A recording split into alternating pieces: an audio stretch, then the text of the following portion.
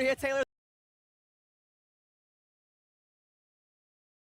We definitely happy to see you. I feel like He's tired. I got you. Right, it's game 5 now. yeah, I'm zoned out now. All good. But I think just being able to watch the tape and then find spots to be aggressive and then going out and being aggressive, trusting the work, and then we saw tonight good things happen. With Wemby being on the other side, you yourself being an elite player in this league, two tall, lanky, elite players, young players.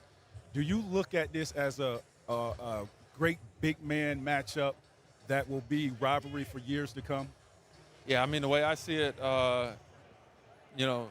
when you're in it, you have to look at it as Thunder versus Spurs. We're trying to win these games. They're trying to win these games. That's how you have to attack it. And they have a really good team. We have a really good team. You guys know things are fragile in the NBA, but we're gonna try and keep this thing going as long as we can. I'm sure they are too. So. I'm sure that means we're going to cross paths a lot. Social media is what it is. It's easier today to hear all of the talk. But for you, you made your first couple of shots. Did that settle you in? Did that lock you in? Did it kind of make you now feel like you're aggressive? How was it once you see a couple of shots go in early in this game? Yeah, I mean, it's always good to see a couple go down early. I felt like it helped me get a good rhythm. I just got to keep it flowing from there. What did you tell yourself within the last 48 hours? Because that wasn't an adjustment like for me. That was like a mindset shift when it comes to how you approach this game tonight. What was you telling yourself within the last 48 hours? Yeah, just I'd say the biggest thing is just being aggressive. This is a really good team, and obviously, they have a very different defense than any other team that you see. So. What you're doing all regular season and stuff, a lot of that stuff goes out the window. So, you're not going to have a great rhythm going into stuff. So it's just about being aggressive. When you play hard and, throughout the game, you're going to get cracks. So you just got to take advantage of them. I have a question just in general. It's just about being aggressive. When you play hard and, throughout the game, you're going to get cracks. So you just got to take advantage of them. I have a question just in general. The last time we talked to you, it was ring night, and we were here and we were celebrating, and you guys are defending champs. And I'm just thinking about the mental fortitude you have to even make it back here. You guys had a couple of sweeps. This is the biggest challenge you face. Like, what does it take? What does it require to continue down this path and continue to show up, get off the mat, respond? Like, how are you guys just handling having endurance throughout this season? Yeah. I can't speak for everybody. I feel like we have a great team mindset around, never quitting no matter what happens. And, like you said, the endurance to do it, playing deep into the summer, short off season, and then right back to it. We have young legs for the most part, except for like maybe AC and a couple other guys. But, he does a great job of setting the tone for us. He's been there before us last year, and he kind of shares that knowledge with us, and we kind of just follow along. I want to go into your mind. I want to go into your mindset. Before this series started, you had a phenomenal series against the Lakers. Your team has been phenomenal up until, game 1 of this series, when we put up 41 and 24. When you're coming off a series like that, and then you're looking ahead to the San Antonio Spurs and the challenges that they present, what is your mindset? What are you thinking, and how you want to attack that series? Yeah, first of all, once you win the last series, all that goes out the window. Sure. We're not playing them anymore. You can take from certain aspects of the game and say, I'm going to learn from these situations, but at the end of the day, you're playing a whole new team, and you got to try and figure them out. So, you kind of switch modes from one team to the next, and then understand over the course of When we watch film, we tend to be critical with ourselves. When you looked at film of yourself, what bothered you? That you said, hey, I need to change that if we're going to be who we think we are or where we should be? Yeah, I'd just say aggressiveness. Not only with the ball, but without the ball. Just trying to figure out, spots where I can be aggressive, and then understand that it's not a perfect game. Every time I work for a catch or every time I run the floor hard, it's basketball. The ball might go to the other side of the floor. Somebody else might be open. Somebody else might make a play. So, not letting missed opportunity become frustration, and just sticking with it. One thing, Chet, when we were out on the court in San Antonio, they were still wiping your blood off of the backboard. So I just want to make sure. Mutant blood. You Yeah. okay? Get it 'Cause I off. thought you were going to lose it. It's okay. Nah. It's not that bad. Okay. It's a little gash, but Yeah, it's all right. It don't look that great. Well, Chet, thank you so much for joining us. Thank Y'all you can so close much. it out. Game Yep. 6 Keep in that San aggression, Antonio. Chet. Yes, we Well will done. be there. We will be there. So Chet Holmgren has a double-double for the first time this series, which was bad news for the San Antonio Spurs and their head coach, Mitch Johnson, but he's stepping up to the podium now to answer questions.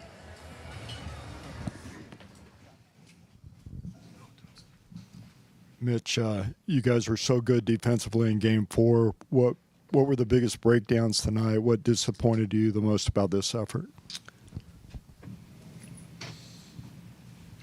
It just felt like it was a little bit of everything in terms of we did not put ourselves in position enough to be successful on each possession. And so to beat a team of this caliber in their building, what's the stakes will need to be a lot better to give yourself a chance. Mitch, how would you describe kind of the start your team had, and particularly the second quarter when you gave up 40? Yeah, just again, there were a lot of things that we were just in wrong positions or wrong coverages or poor decisions, which I'll have to go back and look at the film. Just felt like in the moment we'd been making consistently in a straightforward manner. And again, on a game like tonight, you give yourself no chance if that's the level that you're going to play to consistently for the 48 minutes. And just out of curiosity, did the officials give you any kind of explanation for why you weren't able to get that challenge in that you were looking for? They just said they didn't see me. Mitch, how did you think Victor played, and can you do more to get him going? We're going to need to. He's got to take more than 15 shots, even with the free throws. And, yeah, he's going to have to score more than 20 points for sure. And I'm sorry, is that his aggression or game plan or a combination of both? yeah, combination of both for sure. OKC did a good job. We got to do a better job. And that's, yeah, probably the easiest in terms of when you just surface level stuff that he'll definitely need to take more shots. But there's a lot of things all over the place where even when we had advantages and we just didn't make simple plays that take advantage of the opportunity in that possession. And in this type of game, you got to be sure of everything you're doing in a very secure, mature way. Coach, you often talk about not wanting to sacrifice the intensity of a stint. You'd rather sacrifice the length of it. At this point in the season, when, you want to have your best guys out there at all times, are you looking at ways to sort of create advantages or scheme for the exhaustion at all? Or is that something you're not looking at? There's probably moments where you feel like the game can be in the balance or really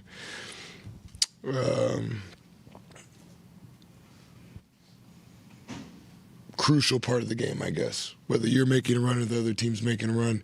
And sometimes that can supersede the typical rotation or what you're trying to do. But, there's an understanding that if we want these guys to play a certain way, they have to be able to have energy to do it. And so sometimes you just got to make a gut call on that in terms of, what that means in the moment and playing certain guys and then what the return on that could be.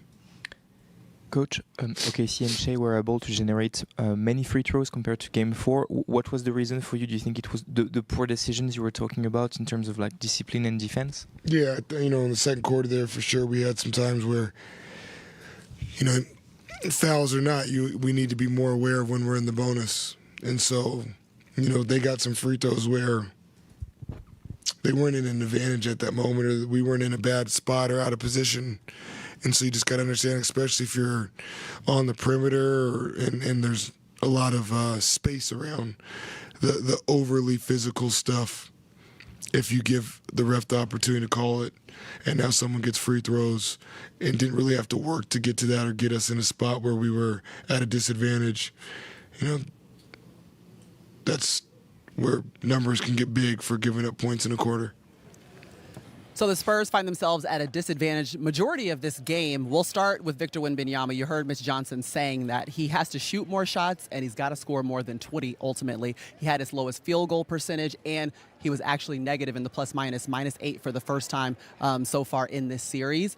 What happened? Like, what did you notice, T-Mac? I'm going to start with you because you're leaning in and you're looking like this.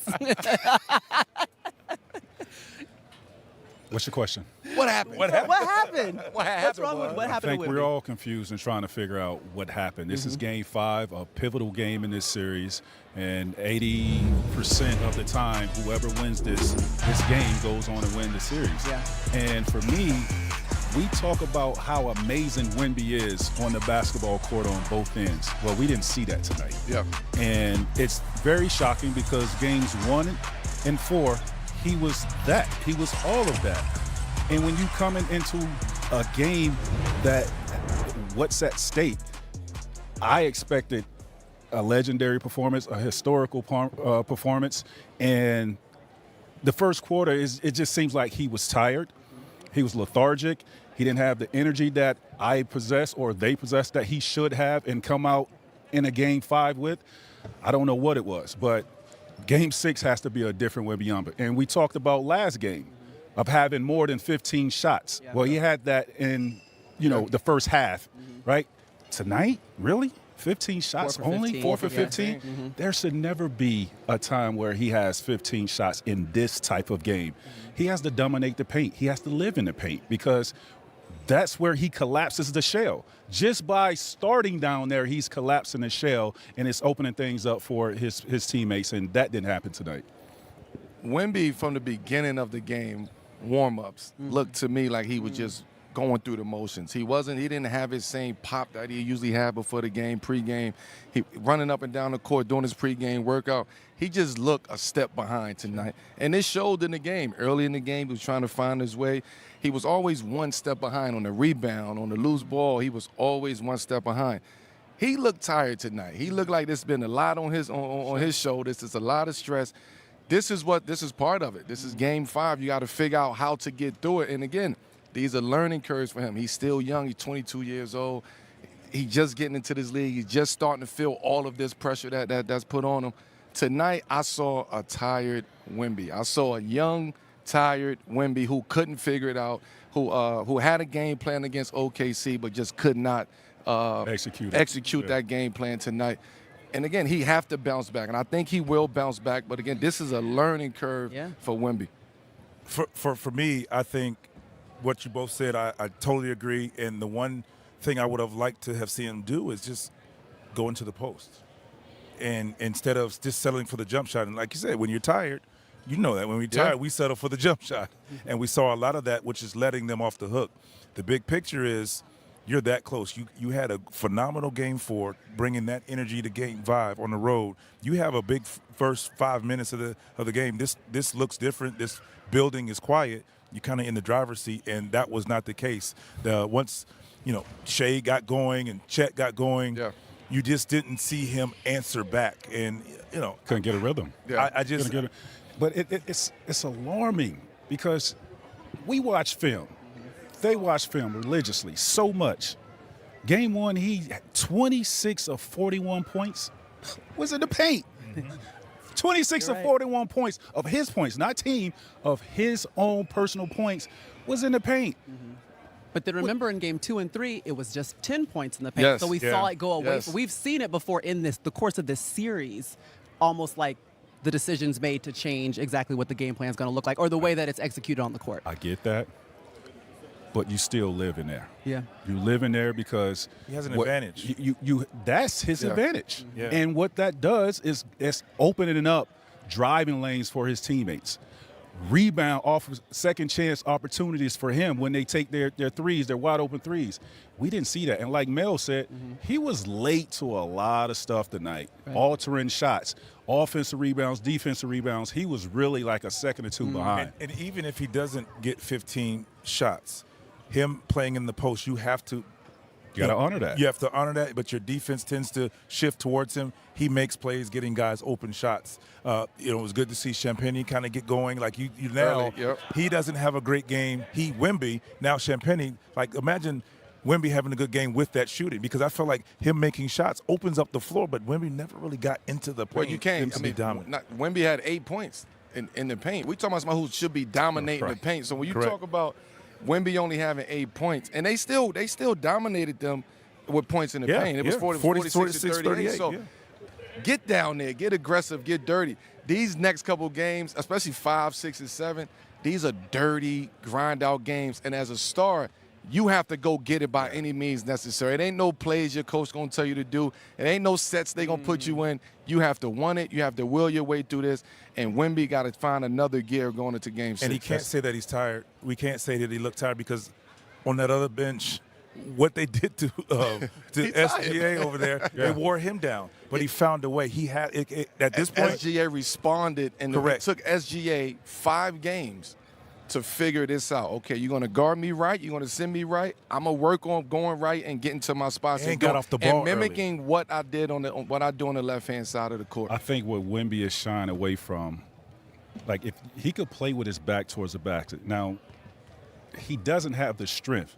And I'm fine. Start on the block. Even if they push you out a few feet, you're still inside an area where you could operate one dribble to the basket. Or you're still in a really efficient area to where you could get your guy off balance and make a shot without having to take your dribble. So for me, it's just going back and watch film. His coach got to put him in those positions to really be successful, and he has to want that. He has to be extra aggressive. And when you're tired, the one thing you don't want to do is be out here trying to take guards or these guys off the dribble, because they're gonna have the low center of gravity get up under you, and you're working harder. Yeah, you're working too hard. You're gonna be off balance. Like we saw a couple times, he lost the ball, and that's not what you want to be. I gotta ask you guys, since you brought up Wemby, he's 22 years old. He's playing in his first postseason. Y'all remember yours? Y'all remember what it felt like? 20. I do. Were we extra tired? Did we feel like Wemby? Well, I didn't get the. We got swept. I was a bench player. I came off the bench. At 22, I think I probably won one game. Oh, 22? At 22? Our first, he's about our first one. Yeah, your first. I was 19 in my first one, 1980. He said we got swept. You got some rest. Man, my first one, boy. I was tired after the first game. Jeff Van Gundy somewhere laughing. Why you ask that question? That's what I'm saying. We're gonna make sure that we're staying, on level ground. Let them know what Wemby's going through. We're basically teaching the world. We're not tired tonight. We never are tired. That's one thing we will never be. Another thing that OKC did not look tonight was tired at all. Mark Dagnall, their head coach, he's at the podium right now.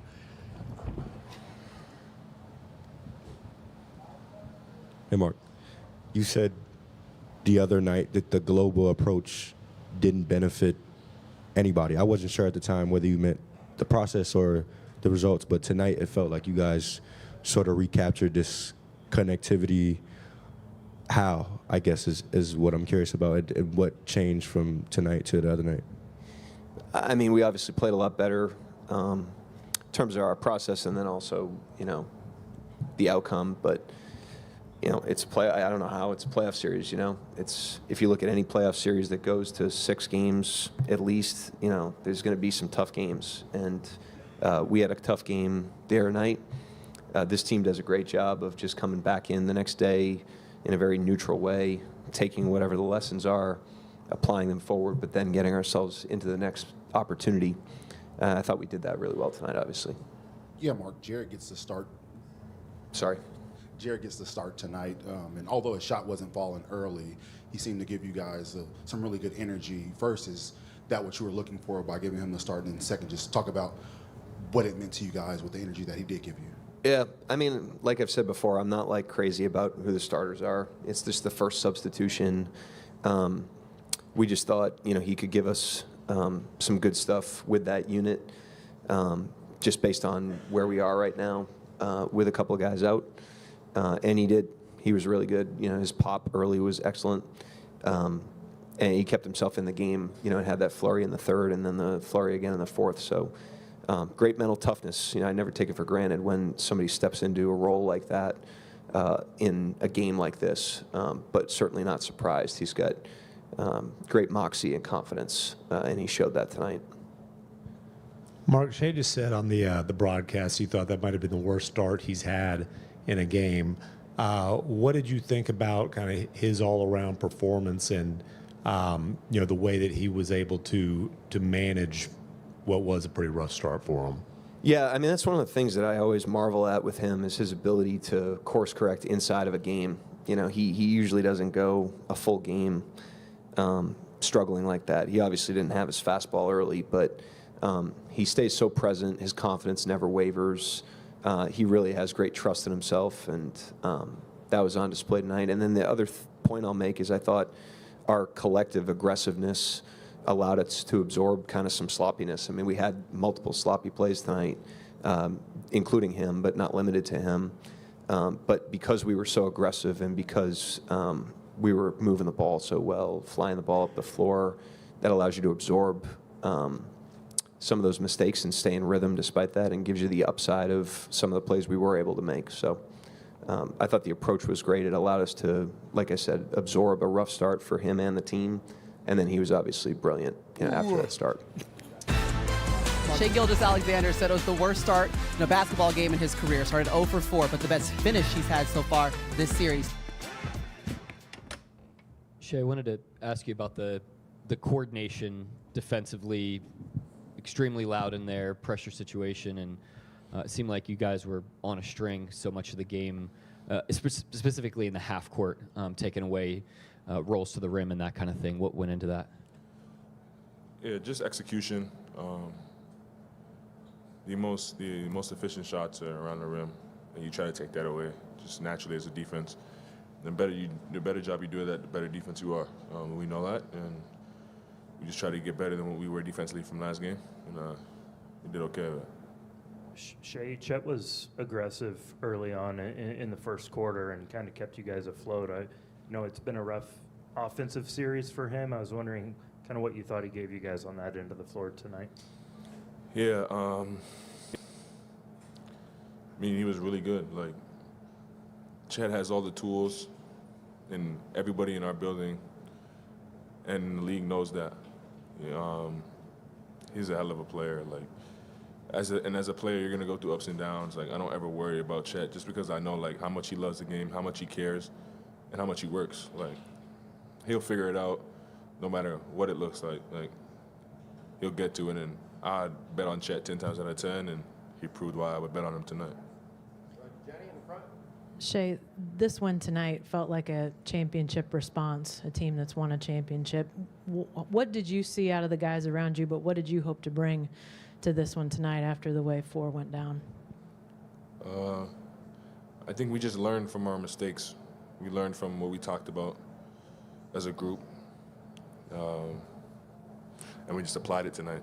I think that is the most important thing. Like, a series, especially against a good team, is like a chess match. Like, you go back and forth with adjustments and game plans and switching to things and trying new things. And I think like they obviously punched us really good in Game 4, and we got better than the team that played Game 4 for Game 5. Justin and then Barry. Go ahead, Justin. You mentioned that you trust Chet. You'll bet on him 10 times out of 10. I'd imagine you feel that way about a lot of the guys on this team, the whole group. Just what is it about these guys? Obviously, you've grown alongside them throughout the years. Just what is it about them that gives you the confidence they can all respond the way they did tonight? How hard they work. The intentions they have out there on the basketball court, and the type of teammates they are. Like, I know wholeheartedly everyone's intention on the basketball team is to win the game. No other agendas. Nobody cares about anything else besides winning. And everybody works their tail off to get to that and be the best version of themselves doing so. And yeah, like, when that's all you can ask from a teammate. That nothing else you can ask for. Work hard and give it your all to try to go out there and win. We have a group full of guys like that. Shea, heard you on the broadcast walk-off interview say you felt like that was one of your worst starts. What do you think about the way that the team was able to withstand that, and how you responded once you were able to kind of steady yourself? Yeah, the team was huge tonight, obviously. Someone just mentioned Chet was big to start the game. Obviously, the bench group came in, gave great minutes. But yeah, those guys, like, I always say, like, we're a team out there. Like, we don't get this far. I don't have this individual success. This team doesn't have this success without all 15 guys in the locker room, and we proved it tonight. Like, if it was 4-5 me's out there, we would have been down 20 after the first quarter. But the guys were great to start the game. I probably should never start like that again. Give us a better chance to win a ball game, but the guys held it down. Two-time MVP, always striving for more. We love to see it. Let's check out the live NBA title odds from DraftKings Sportsbook. Only 3 teams remain in contention for the championship. And after tonight's win, the Thunder have the best odds at minus 150. OKC's Jalen Williams, Jay Will chatted with Zora Stevenson just moments ago in the locker room.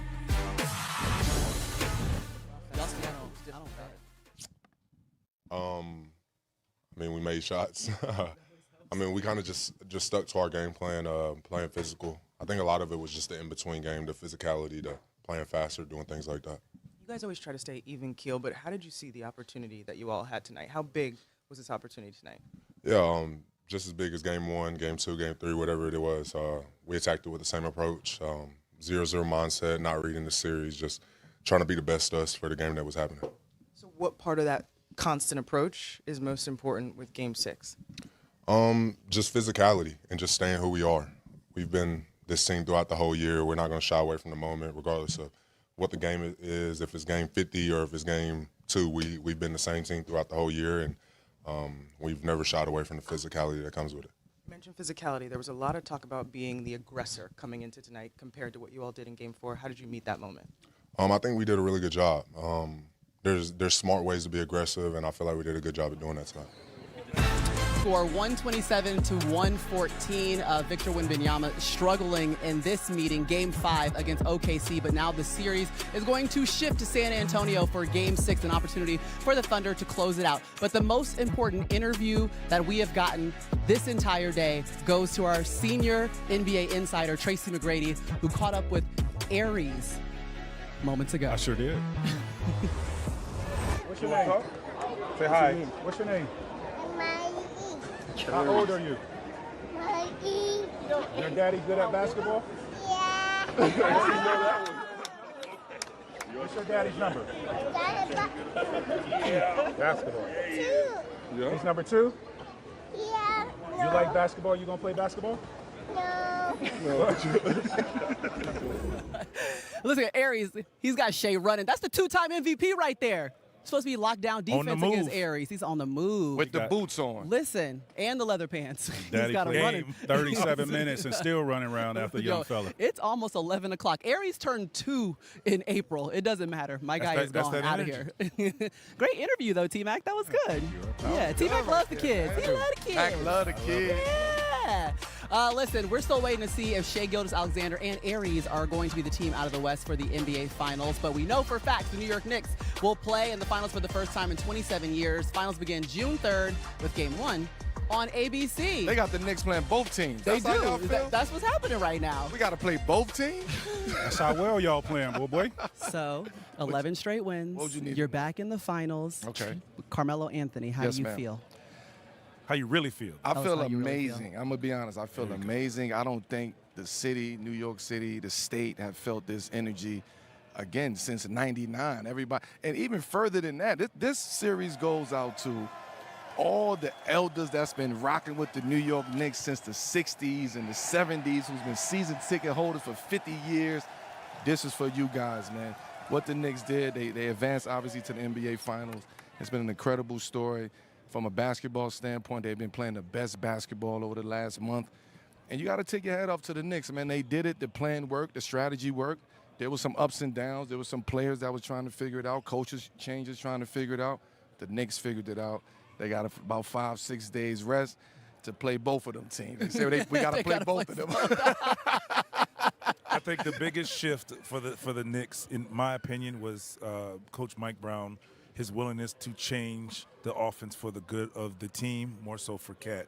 Once he unlocked Cat, it unlocked Mikal Bridges. It unlocked their offense. And the great thing about it, JB was, Brunson was still able to score like he normally does, but now he got some help, and he didn't have to take the load of just making it happen all the time. Now they play through Cat. JB getting the ball on the second time now, that's a scary sight when he has the ball with a live dribble. So great things happen. Shout out to Mike Brown for that adjustment and making things happen for the good of their team. I'm excited about the Knicks being in the finals. This is a long time coming, and I just know the energy, the excitement, the entertainment that they bring, the fandom. You know, the Knicks fandom is going crazy. I love everything about this. The Knicks going crazy on the road, in the streets. Anytime you run into a Knicks fan, boy, I tell you, they got a smile on their face, and the energy is just different with these guys. But I love every bit of. I love seeing all the former players come back, travel on the road, being in the Garden, sitting courtside, just being, you know, a part of everything that the Knicks have really just igniting the city. And for me, it's just. I can't wait to watch this series. Regardless of who they play, it's going to be a phenomenal series. So shout out to the Knicks, man, and their crazy fans. I love seeing all of it. There was actually a crazy fan in here. Do you see one yelling at Melo talking, it's always been New York? I'm like, are we in OKC? He's scouting. He's coming to scout. Scouting, I think he was. He's coming to scout. He was in the building to scouting. see the atmosphere. Yeah. So the Knicks looking for their first title in 53 years. Even Vince wasn't alive then. Like, no one on the podium was alive at that time. Oh, man. Come on back, we Vince. really convinced. We got to finish the show. That's because he's the oldest at the table. Yeah, Vince, we got to finish the show, VC. Come on, back. Look at my man right there. He pissed off. Look at him. He's ready to go home. Want us to get up out of here. Adam, are you saying we can leave now, or no, you want to talk a little bit more about the Knicks? We appreciate you guys for joining us here for NBA Showtime Game 5. We've given you everything we got. We interviewed Aries. Yes. We took you to the podium, and we did Best a great job breaking down. Chet joined us. What we saw from Wemby. Congratulations, You will Chet. not First see double-double of better the series. TV than me interviewing Aries. I'm telling you. 100%. People. We're going to Top Golf tomorrow. Good night, Peacock family. Your birthday was pretty good. Signing off from the Fantastic Four. We'll see you in Game 6, San Antonio.